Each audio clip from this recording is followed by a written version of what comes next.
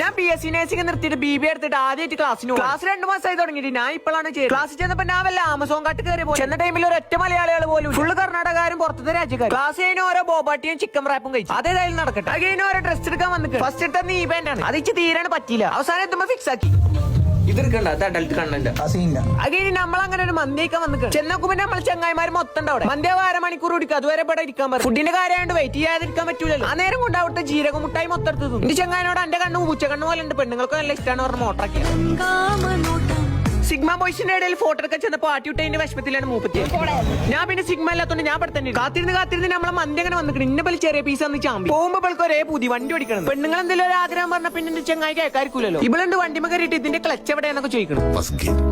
അപ്പൊ second third okay. ആദ്യം first ഉണ്ടാക്കുക, ബാക്കി പിന്നെ ഉണ്ടാക്കാം. വണ്ടി അങ്ങനെ ടേക്ക് ഓഫ് ചെയ്ത് പിന്നെ ഞാൻ നിരക്കും സ്വർഗൊപ്പം കണ്ടു. പടച്ചോ കാക്കട്ടെ.